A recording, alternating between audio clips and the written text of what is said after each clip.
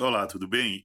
Eu vou aqui fazer um comentário sobre a modinha do momento, que é falar mal de carro elétrico, até por gente que não entende nada de carro, provavelmente nem a combustão, nem a elétrica, e que falava de eletrônicos. Não que isso seja proibido, tá? O Attila fez um vídeo espetacular falando sobre os problemas nos carros elétricos. E o Bitec aqui, quem eu respeitava muito, vou discordar dele, não vou desrespeitar, vou discordar, mas que está falando uma grande bobagem, falando um monte de coisa de orelhada. Né? Aqui, ó, o que ele disse aqui: deu merda, os carros elétricos são uma bolha e já começou a estourar. Onde é que ele tirou essa informação? A fonte. Ele está dando uma opinião. De onde é que ele. E uma opinião alarmista, provavelmente um clickbait. De onde é que ele tirou que os carros elétricos são uma bolha e começou a estourar, que os carros elétricos vão ser um fracasso? Onde é que ele tirou essa fonte? Ele falou assim uma quantidade de bobagem assim reunida num vídeo tão curto de 16 minutos que é assustador.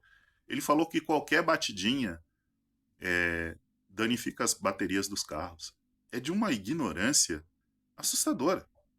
Mas vamos ver. Vamos aqui pelos tópicos. Eu separei aqui os principais tópicos para poder falar. Custos de manutenção. De onde é que ele tirou que o custo de manutenção dos elétricos é maior do que o dos carros a combustão? Onde é que ele tirou isso? Um cofre de motor de um carro elétrico tem pode chegar a 1.600 peças, de um carro a combustão 1.600 peças. No elétrico pode ter meras 250 peças. Quanto mais peça você tem num carro, mais fácil, mais maior a probabilidade de você ter que trocar essas peças, tá? Muito maior a probabilidade. E aí ele mencionou, ele tá parecendo aquele vídeo conspiracionista lá dos elétricos abandonados na China, que na verdade não era nada daquilo, tá? E tinha até carro a combustão ali. E carros elétricos de marcas que não tem preço competitivo, né? Ele falou do caso aí da Hertz, né? Ou uma locadora famosa lá dos Estados Unidos e tudo. A Hertz não apresentou nenhum dado de custo de manutenção mais alto do que os a combustão. Ela não apresentou, ela falou, jogou, ou a mídia disse, né? Porque também não tem nenhuma informação oficial da Hertz com relação a isso, e que a Hertz estaria vendendo os carros com um deságio de comprada a 40 e poucos mil, vendendo a 18 mil, 20 mil dólares. Para quem não é dos Estados Unidos e tem algum problema cognitivo, eles acham que um deságio de 50% em carro de locadora é algo extraordinário. Não, gente. Deságio alto em locadora nos Estados Unidos é o padrão. Ninguém quer carro de locadora nos Estados Unidos. Ninguém toma cuidado com carro de locadora nos Estados Unidos. O americano pega o carro e anda de qualquer jeito com o carro. Passa em buraco, vai pro meio da lama, desce o cacete no carro e tudo, depois entrega. Não tá nem aí. Então, esteticamente, o carro pode estar excelente, que eles dão lá um tapa estético no carro, mas estruturalmente, mecanicamente, o carro tá uma bosta. Você tá entendendo? Ninguém quer carro de locadora para comprar para particular. Isso aí é para quem galera que não tem dinheiro e quer comprar um carro assim meio da modinha e ou é mecânico, né? É um nicho de mercado. Ou é mecânico e pega aquele carro para consertar. E aí ele meio que revende depois. Porque ninguém quer pegar o carro com história de locadora, porque, eles são muito rodados. Tá? Nos Estados Unidos se viaja muito em carro. Né? Então eles são muito rodados. Dois, ninguém toma cuidado com esses carros. Então o deságio ele é grande mesmo. É como o carro de leilão no Brasil, que às vezes tem um deságio de 50%, 60%. Porque você não tem um histórico confiável desse carro. Você acha mesmo que a locadora vai te passar um histórico confiável desse carro? Você acha mesmo? Tem que ser muito ingênuo. Né? Então, pois é, ninguém tem o histórico desse carro. Você vai comprar um carro por 18 mil e tá cheio de problema mecânico lá, que quando você for pagar um mecânico que custa uma fortuna nos Estados Unidos, ele vai sair quase o mesmo preço de você comprar um usado de procedência. De um cara que usava ele particularmente, tem todo o histórico de revisões confiáveis, né? Porque foi em concessionária, né? Então, para que você vai comprar uma potencial dor de cabeça que você não tem um histórico confiável? Então, por isso que o deságio é grande. Dois, tem a questão da comodidade. Você pega um carro a combustão e você vai viajar muito. Carro elétrico não é para viajar longas distâncias, tá? São carros urbanos, essencialmente urbanos. Pois bem, você vai pegar um carro elétrico para viajar você não tem a infraestrutura, você até tem os carregadores, mas a maioria deles são de 7, 10 kW, porque são carregadores lentos, e não compensa carregar em carregador lento. Em carregador rápido, um carregador rápido, ele pode custar R$ 1 milhão, tá? Aqui no Brasil. Não sei quanto é nos Estados Unidos, provavelmente um pouco mais barato, mas também ainda caro. Então, carregadores rápidos, eles estão geralmente ocupados, porque tem muito carro elétrico nos Estados Unidos, né? Então, ele geralmente está ocupado. Isso gera uma frustração no consumidor de locadora, porque ele quer uma solução, ele não quer um problema, ele quer uma solução. Então, para ele ficar ali meia hora, 40 minutos esperando, talvez faça sentido para nós brasileiros, que a gente tem um custo por hora muito, muito barato. Mas nos Estados Unidos, o que você vai economizar no carro elétrico ali esperando depois para carregar, não compensa, porque a hora do americano é mais cara. Então, mesmo ele de férias ou ele viajando e tal que seja, é um custo de oportunidade muito alto. Então, ele economiza no combustível, que pode ser um pouco mais barato de um lado, e perde no tempo que ele está parado com o carro. Entendendo? Então, o elétrico está meio que sendo uma vítima do seu próprio sucesso, tá? Porque tem pouco carregador rápido ainda e tem muitos carros para carregar. Então, é meio que assim, tá? E o terceiro, por que houve uma queda na taxa de crescimento? Não é uma queda na vinda de carros elétricos, é uma queda na taxa de crescimento. As vendas continuam altas, mas é uma taxa de crescimento. E aí, você fala, é porque houve uma queda nas vendas. Não houve uma queda nas vendas, houve uma queda na taxa de crescimento. Ele não está crescendo tão rápido quanto a galera presenciou há uns anos atrás. O motivo é simples, tá? Você não tem capacidade de produção para isso. Basicamente, você tem duas grandes empresas de baterias, que é a KTL e a BYD, e elas estão primeiro, a KTL atendendo o mercado chinês e alguns carros europeus, né, elétricos europeus e empresas americanas, e a BYD, ela basicamente, essencialmente, está atendendo a própria demanda dela mesma. A BYD, há 5 anos atrás, era uma semi-desconhecida. A BYD hoje, ela vendeu 3 milhões de carros. Ela foi a segunda ou terceira maior montadora do mundo. Isso é um absurdo, cara. Isso é um absurdo. É porque houve queda nas vendas na China. Queda nas vendas da China? De onde é que ele tirou isso? Quer ver? Deixa eu pegar aqui. Onde é que ele tirou isso? Em 2023, mais de 8 milhões de carros novos elétricos híbridos, elétricos e plug-ins foram registrados na China, aumento de aproximadamente 46% em relação ao ano anterior, cerca de 37% do volume total, em comparação com 30% de 2022 e 15% de 2021, 6,3% de 2020. Ou seja, nós estamos vendo um crescimento exponencial, 6,3% em 2020, 15% em 2021, 30% em 2022, 46% em 2023. Pois bem, a taxa de crescimento ela cai de acordo com o volume, né? Por exemplo, se eu vendo 100 carros, eu vendi 2 elétricos, né? Ou não, 100 carros, eu vendi 20 elétricos, eu tenho uma taxa de 20% no mercado. Se eu vendi 30 elétricos, eu tenho uma taxa de 30% do mercado. Se eu vendi 40 elétricos, eu tenho uma taxa de 46% do mercado. Só que essa taxa de crescimento ela vai diminuir com relação ao ano anterior. Por quê? Porque você tem um mercado total, o total de unidades, menos os elétricos que você vendeu a mais. É só isso. Por exemplo, se eu vendi 10, 20 no ano e vendi 30 no outro, eu tive uma taxa de crescimento de mais 10 carros, mas não os 20 anteriores. Então essa taxa, a partir do momento que você expande a base de carros vendidos, essa taxa de crescimento ela cai. Isso é comum, isso é normal. Não dá para você ficar crescendo 30%, 40% todos os anos, porque você tem um limite, né?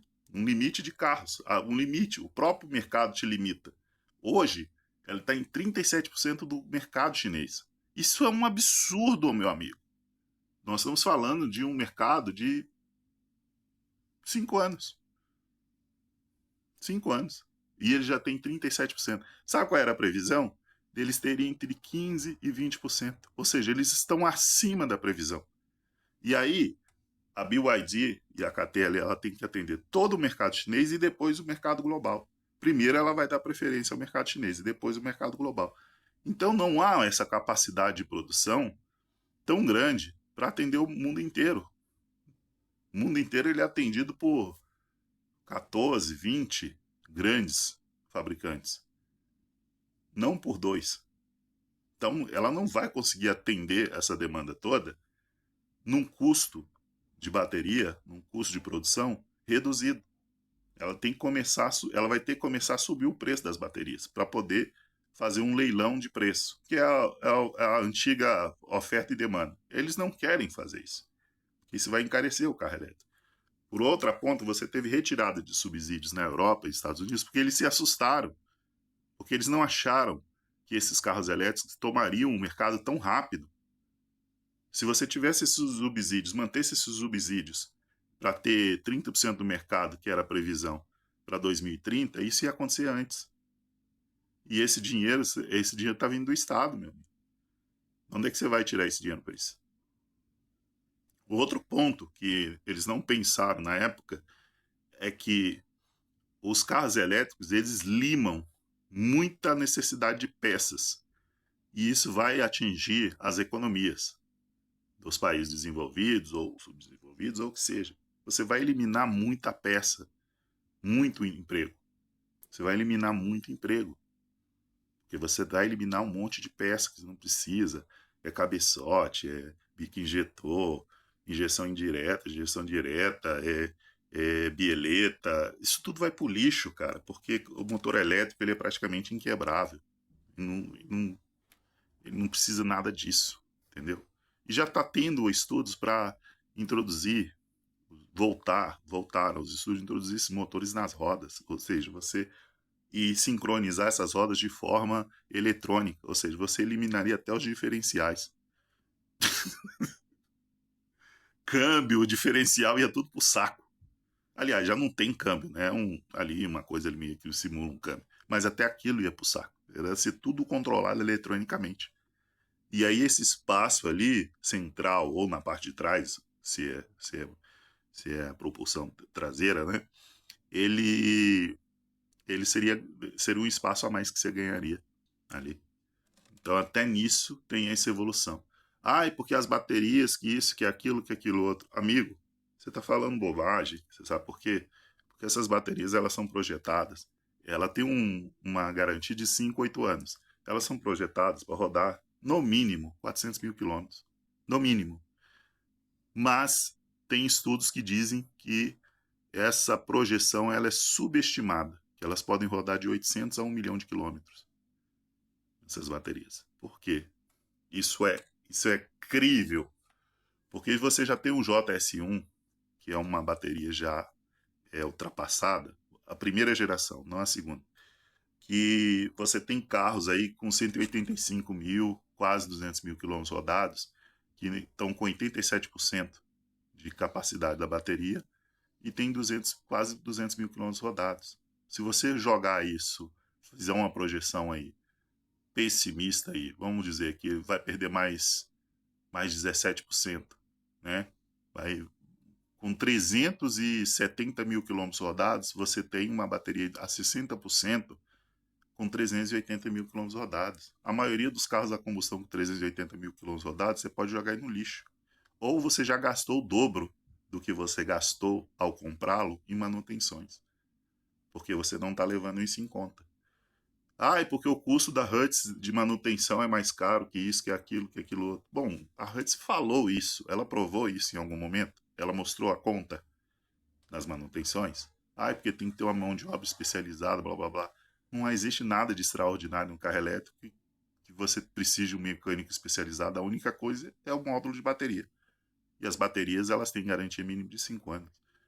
Então, se os carros têm 2, 3 anos, que mão de obra especializada que eles precisam? Talvez uma mão de obra nos Teslas. Nos Teslas, no carro elétrico comum, sem mão de obra especializada nenhuma. O que ele vai fazer demais? Vai ter menos peça para mexer? Qual é a especialidade que vai ter aí? Então, as pessoas falam muito, mas sem muita prova, sem muita fonte daquilo que elas estão falando, tá? Sem muita certeza. Elas estão opinando de orelha. Ah, é porque em frio intenso no Chicago, que afetou os carros, ficar parados, você pode ficar preso, não sei o que, blá, blá, blá, blá, blá. Pra já, ninguém sai em frio intenso em Chicago. Nem carro a combustão, nem carro a elétrico. Porque você fica com as estradas interditadas. Então você vai sair com o carro pra quê, caralho? Não faz sentido. Pra quê? Num ano em Chicago deve ter o quê? No máximo 30 dias, 40 dias de frio intenso, de ter nevascas mesmo. Mas se tem nevasca mesmo, você com carro elétrico comum, você não roda. Você vai rodar com Hammer, com Jeep, com uma coisa que tem as rodas ali, com corrente na roda, um carro 4x4, o cacete é 4. Que você não consegue rodar com um carro comum. Só quem fala isso de orelhada é que nunca pegou uma nevasca na vida. E se você pegar uma nevasca mesmo severa, você não sai com o carro. Você não consegue. Então, e isso não é realidade de 90%, 99% do mundo. Não é realidade. Então você está pegando uma evidência anedótica, um problema pontual e transformando isso em realidade. Não faz sentido. Não tem sentido. Agora vamos aqui. Eu já provei que isso é conversa fiada, né? A taxa de crescimento ela vai diminuir porque a base dos carros elétricos ela já é grande e a capacidade de produção ela é limitada, por quê? Porque ela ainda está limitada a duas grandes empresas. Vai haver uma evolução na produção de baterias, já tem estudos para baterias que carregam com 5, 10 minutos, não de forma linear, mas de uma forma desincronizada, alguma coisa isso. Esses estudos estão na Alemanha, a mais adiantado, na Alemanha, no Japão, nos Estados Unidos e eu acho que até na China, já estão adiantados. Então vai haver uma evolução muito grande, tá? Vamos aqui para um outro tópico aqui. Gargalo e infraestrutura. Realmente não há uma infraestrutura de carros elétricos que são inovadores. Se algo é inovador, é óbvio que você não vai ter uma estrutura para entender um mercado que não existia. Então você vai primeiro ter que criar os carros elétricos, vai haver um primeiro gargalo e depois você tem que vir atrás com a infraestrutura para atender essa demanda. Ninguém construiu postos de gasolina no passado sem ter certeza que tinha carros o suficiente para ele atender. É a mesma coisa com os elétricos. Ninguém vai te meter um carregador de R$ 1 milhão sem ter uma demanda para aquele carregador. O que está acontecendo agora? Agora é o período de transição. Eles espalharam carregadores de carga baixa, de baixa potência, de 7, 10 kW, que não vale a pena mesmo. Espalharam isso, eles vão coletar esses dados de quantos carros são abastecidos por dia, né? Durante 1 ano, 2 anos, 3 anos, ou o que seja, e vai ver a demanda disso dependendo da região. Tendo a demanda, eles vão lá e constroem o carregador para aquilo. Ou você acha que o mercado vai construir como o Estado que constrói um estádio de futebol no meio da Amazônia que não tem jogo? Não, o mercado vai primeiro estudar a quantidade de carros elétricos que foram vendidos, eles vão ter esses números todos. Atingiu 5% do mercado? Opa, vou subir um pouquinho mais a infraestrutura. Atingiu 10% do mercado? Vou subir um pouco mais essa infraestrutura. E assim sucessivamente. Mas o elétrico, de momento, é um carro citadino para o setor urbano para atender as cidades. E cidades com alguma infraestrutura. Se você tem uma casa e você pode ter um wallbox, excelente, ele é perfeito para você. Agora, em alguns setores, se você viaja muito com o carro e tudo, não vai ter a infraestrutura, não é perfeito para você. Ah, mas deixa o carro na mão, não sei o quê. Isso é mentira. Mesmo que seja um posto de gasolina só a combustível, que não tenha coisa de carregador, se você tiver numa emergência, você tem uma tomada 220. Todo posto de gasolina tem uma tomada 220. Até porque ele precisa usar o caixa, precisa de usar um monte de coisa para higienizar o posto. Então ele vai ter uma tomada 220. Se você tiver mesmo ferradão mesmo e tal, não sei o que, você consegue estacionar o carro ali, pedir pro cara ligar numa tomada 220, você paga um valor lá e o cara do posto de gasolina ele vai deixar. Vai demorar? O carro vai demorar para carregar? Vai demorar. Mas é uma emergência. Você está ali para atender uma emergência. Então, na mão, completamente, você não vai ficar. Né? Pois bem, vamos aqui a um outro ponto. Qualquer batidinha danifica as baterias. Cara, eu acho que esse foi o maior absurdo que você falou no vídeo. Qualquer batidinha danifica as baterias, você tem certeza disso? Cara, as baterias de carros elétricos, elas ficam... Eu vou falar chassi, mas não é correto falar chassi, que os carros agora são unibody, ou seja, eles fazem toda uma infraestrutura, uma estrutura, né, para depois você colocar as capas ali, a lataria, essas coisas. Mas a estrutura ocidental, a parte central do carro, a estrutura, o que estrutura o carro, é um unibody, não é mais chassi que você monta a carroceria em cima, é um unibody. Pois bem, os unibodies, as baterias ficam no centro do unibody. Ficam no centro. Para você atingir uma bateria e danificar uma bateria por uma batida, você tem que basicamente dar um PT no carro. Porque se um carro, se um carro a bateria danificou a bateria por uma batida, ele danificou a estrutura do carro. E aí, se danificou a estrutura do carro, o seguro vai dar PT em qualquer parte do mundo. Ele vai dar PT, porque você desestruturou, você tirou a rigidez daquela estrutura e aquele carro não é mais considerado seguro. Então aquilo ali é sucata. Seja ele combustão, seja ele a bateria.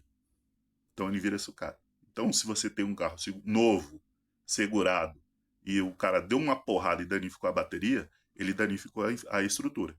A não ser que você, sei lá, de repente pegue uma espada ou uma coisa de ferro, coloca assim debaixo de um lava-jato, né? E baixa assim com um carro assim, para poder perfurar por debaixo. A não ser que você faça isso, mas aí você tem que ter um certo nível de retardo mental para fazer isso aí. Pois bem, participação no mercado ela só vem crescendo, então o que caiu foi só a taxa de crescimento, até porque não há uma capacidade produtiva tão grande. E qual é o futuro dos elétricos? O futuro dos elétricos é limar os carros a combustão. Ou pelo menos conviver com carro a combustão mais aí uns 20 anos, e com um tempo ir limando. Eu estou falando basicamente dos países desenvolvidos, tá? Países muito continentais, como Brasil, Estados Unidos, talvez o carro a combustão ainda fique durante um tempo. Mas a tendência no mercado vai ser os elétricos dominarem. Por esse motivo, por esse estudo de talvez passarem os motores elétricos para as rodas, o que eliminaria um monte de peças e reduziria ainda mais o custo de produção. A eficiência energética, porque o motor elétrico ele tem uma eficiência acima de 90%, enquanto os a combustão entre 25% e 35%. Um carro a combustão na cidade é um desastre. Ele pode cair, a eficiência dele pode cair para 25%. Ou seja, o resto é tudo queima. Fica ali queimando um monte de combustível para poder manter o carro parado. Enquanto o elétrico não tem nada disso, né? Então, isso nas cidades, a troca pode ser muito rápida, e a evolução das baterias. As baterias, porque o carro não, vai desvalorizar tudo. Como tudo que é inovação. As primeiras versões elas vão ser desvalorizadas. Por quê? Porque você tem uma evolução de bateria cada vez maior. Mas é o que eu te disse. Você está simplesmente limando o ganho de manutenção, porque as concessionárias dão um desconto de 50%. Você acha que a concessionária está dando desconto de 50% de manutenção porque ela é boazinha ou porque ela realmente não tem esse gasto? É porque ela não tem esse gasto. Um monte de peça que ela tem que dar manutenção, ela não tem que dar no elétrico. Principalmente motor, bomba de alta, câmbio, fluido de câmbio, fluido de isso, daquilo. Não tem. Líquido de arrefecimento, não tem. Não tem. Então, porque a manutenção no Tesla. Pode ser que a manutenção no Tesla seja alta, mas aí ela seria alta se você comprasse um carro a combustão no mesmo nível de um Tesla. Talvez a manutenção de Ferrari é cara. Não é cara? Então, pois é. Talvez a manutenção do Tesla seja mais alta. Mas se ela tivesse comprado um monte de BYD desses aí, que não entra no mercado americano, que eles boicotam, um BYD, um Dolphin de 150 mil aqui, será que o custo de manutenção seria o custo de manutenção de um Tesla? Não sabemos, porque eles usam peças muito comuns. Qual é a grande novidade que tem no BYD Dolphin? Qual é a grande novidade em peças? Freios McPherson, tudo peças reparáveis que se encontram no mercado. Então, não tem nada. Ah, a bateria. Essa da batidinha na bateria danifica foi de fuder. Porque ela fica literalmente no core do carro, no centro, protegida por toda a infraestrutura, todo o unibody do carro, que é, entre aspas, chassi do carro. Então, se ela foi atingida, ela tem que ser. A estrutura do carro tem que ser danificada. E se a estrutura do carro foi danificada, é PT. Se é PT, o seguro vai te dar outro carro. Basicamente isso. É, e a troca no futuro e tal, não sei o quê. O que você não leva em conta, e há uma evidência anedótica, é claro, mas o que você não leva em conta é que os custos de manutenção são mais baixos, ou seja, você vai gastar 50% menos, e a economia em combustível é mais alta, principalmente em países como o Brasil, em que o combustível tem, acho que 60%, 50%, 60% de imposto. Então o custo de combustível é mais alto. O que não está sendo levado em conta, e aí pode ser um aspecto negativo em termos econômicos, macroeconômicos, né, vamos assim dizer, é o que o elétrico vai fazer com a indústria de autopeças. Porque vai limar muita coisa, muito lubrificante, máquina para ficar trocando fluido de câmbio, é, biela, pistão, cabeçote, retífica, motor elétrico para retífica. Motor elétrico roda 1 milhão de quilômetros tranquilo, sem nenhum tipo de problema. Quando, quando ele acabar, o carro já virou lixo já. Então, vamos parar de falar bobagem, né? Vamos estudar um pouquinho mais, pegar fontes confiáveis, não falar coisas de orelhada, né? É muito melhor, né? Valeu aí.